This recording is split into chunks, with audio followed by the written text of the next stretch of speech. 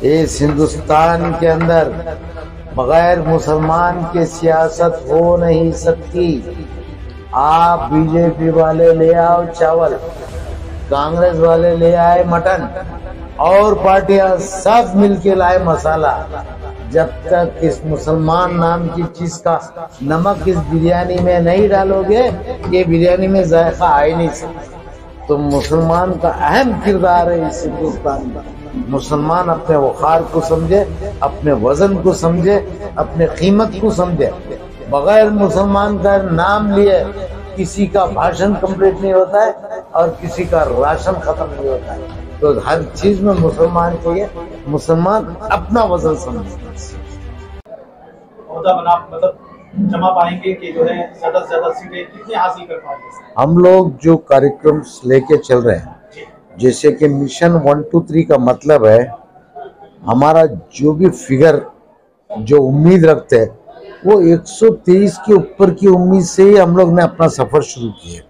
अब पंचरत्न यात्रा जो शुरू की है कुमार स्वामी जी, सारा स्टेट में जो घूम रहे हैं, तो जाहिर है 2 सीट या 4 सीट या 6, 10, 25, 50 के लिए तो नहीं घूमते होंगे ना। हम लोग इस बार दोनों पार्टियों से हाथ मिलाने के बाद में जो हम लोग ने परेशानियों का सामना किए, उसको मद्देनजर रखते हुए श्रीमान Kumar Swami ji single power party बनाना चाह रहे हैं, सिंगल मेजॉरिटी लाना चाह रहे हैं, सिंगल मेजॉरिटी पार्टी के सीएम बनना चाह रहे हैं। इसलिए हमारी उम्मीदें अच्छी हैं, बाकी अल्लाह की मर्जी। सर, अब तक जो है जेडीएस पूरी बहुमत के साथ सरकार नहीं बना, क्या ये मुमकिन है कि आने वाले इंतखाबात में पूरी तरह जेडीएस अपनी बढ़ोतरी के साथ सरकार बना पाएगी? किस उम्मीद के साथ और किस बुनियाद के साथ आप ये कह रहे हैं कि पूरी बहुमत के साथ जेडीएस जो है सरकार बनाएगी? देखिए, अभी फिलहाल 2 बड़े पार्टियां हैं, जैसे कि एक बीजेपी और एक कांग्रेस है। बीजेपी आज की तारीख में पूरी तरह बदनाम है और कांग्रेस, इनका तो इतिहास है 1947 से बदनाम है।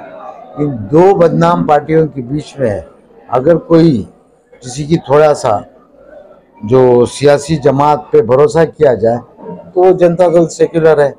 तो इसके ऊपर से हम लोग कह सकते हैं कि आने वाले दिनों में जब पब्लिक को कोई ऑप्शन नहीं रहेगा, बेहतर की चॉइस में निकलेंगे, बेहतर को चुनने में निकलेंगे, तो हमारी जनता दल पार्टी उभर के आएगी। ये उम्मीदें हैं, उम्मीद से दुनिया कायम है।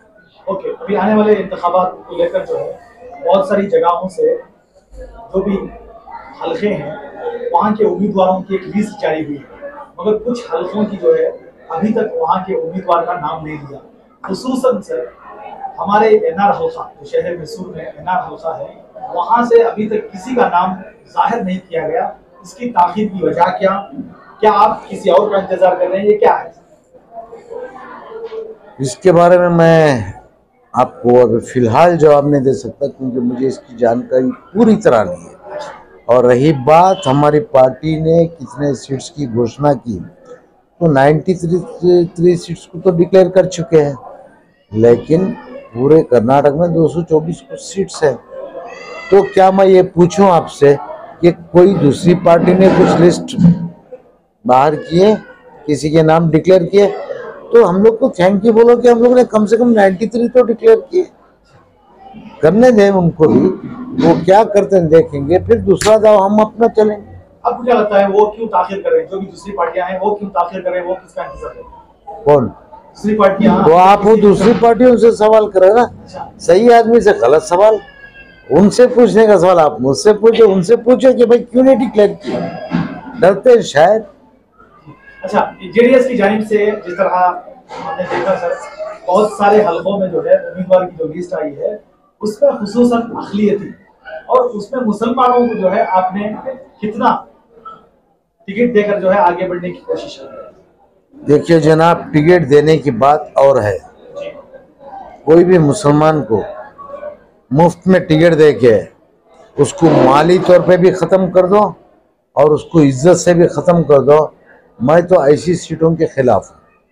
जैसे कि सीट वहां दो, नाम के लिए भी फॉर्म पकड़ा दो, उसके पैसे भी बर्बाद कर दो, उसकी इज्जत भी खराब कर दो, क्या मतलब निकला मेरे कौम को तबाह करने का?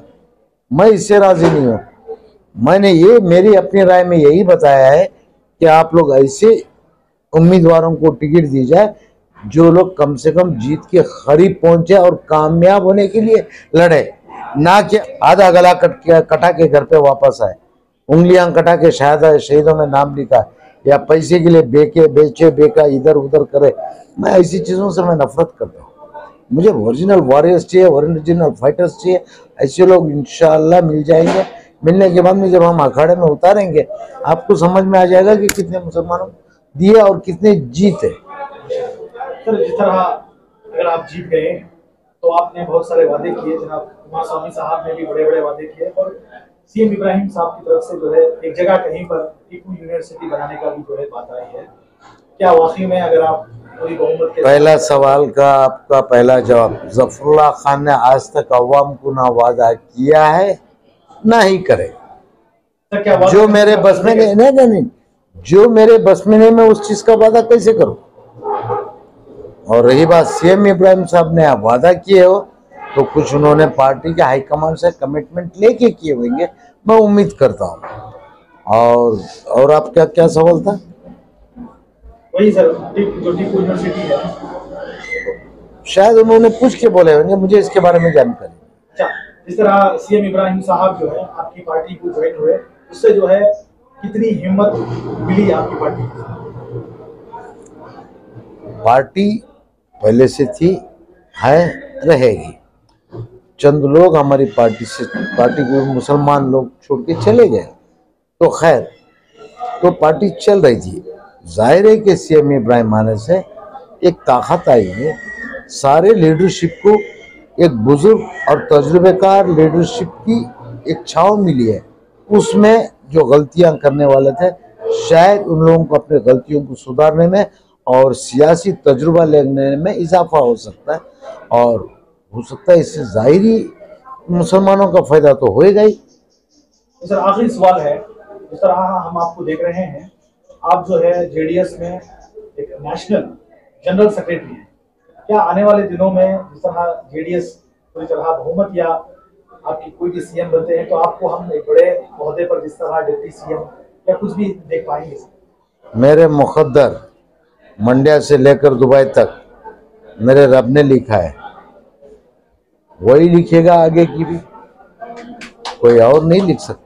नहीं, आपकी ख्वाहिश, आपका जो भी मतलब ख्वाहिश है आखिरी दम तक रहते हैं, लेकिन अल्लाह ने जितना तय किया है बस उतना ही। जहाँ रिस्क, कहाँ मौत, कहाँ क्या, सब वो बेहतर जानता है। वक्त से पहले बोलना झूठा, no, I don't like. Sir, Mysore को आने की वजह से यहाँ पर तशरीफ आवारी आपकी वजह आज कोई ख़ास प्रोग्राम भी नहीं, कोई सियासी कुछ भी। हाँ, हम लोग पांडुपुर गए थे, उनके वहाँ माइनॉरिटी कमीशन था, माइनॉरिटी के मुसलमान लोगों का एक फंक्शन अटेंड करने के लिए गए थे। तो फिर वहाँ से हम लोग श्रीरंगापटना गए, शहीद टीपू सुल्तान के दरबार में, वहाँ हाजिरी दिए। तो फिर बाद में पता चला कि हमारे शहर मंड्या के एक लड़के का यहाँ जो मेरा करीबी है उसका एंगेजमेंट है। तो मैं बोला वो फ़र्ज भी अदा करते चलते, तो उसी बहाने मैसूर आ गए।